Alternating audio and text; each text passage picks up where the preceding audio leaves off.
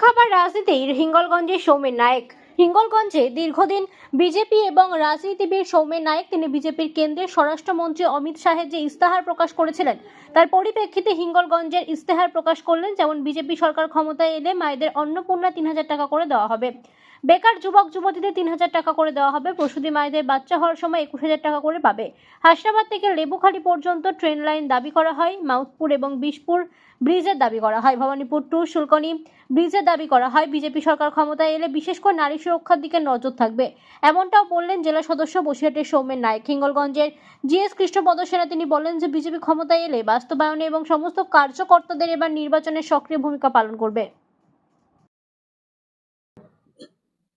স্বরাষ্ট্রমন্ত্রী অমিত শাহজি আমাদের ইশতেহার দিয়েছে পশ্চিমবাংলার জন্য।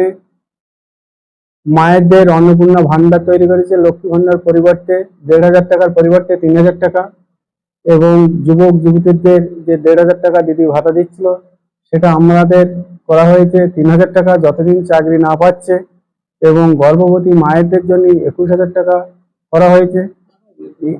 এছাড়াও আমাদের হাসনাবাদ টু লেবুখালী ট্রেন যাতে হবে সেই প্রকল্প আছে।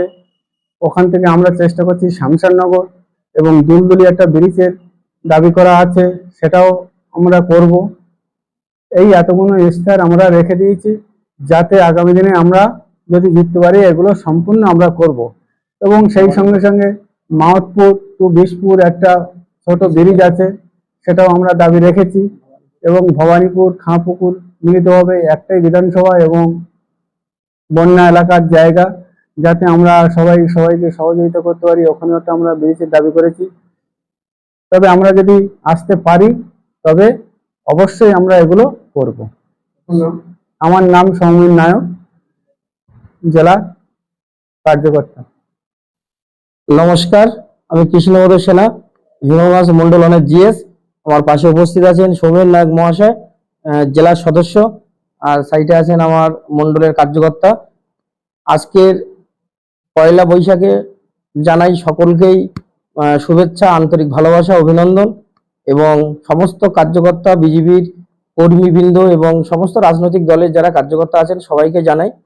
আর এই বার্তা আমি পৌঁছে দিতে চাই আমাদের সকলের তরফ থেকে মোদিজির কাছে, যেন উনি আমাদের এই হিঙ্গলগঞ্জ বিধানসভার দিকে দৃষ্টিভঙ্গি দিক, এবং আগামী দিন আমরা যাতে এই বিধানসভা জিততে পারি সেই পরিকল্পনা এবং সেই সংকল্প নিয়ে আমরা মাঠে নেমেছি। এবং সমস্ত কার্যকর্তাদের বলবো নির্ভয়ে আপনারা এগিয়ে আসুন, ভোট দিন। সবাইকে শুভকামনা থাকলো পয়লা বৈশাখের।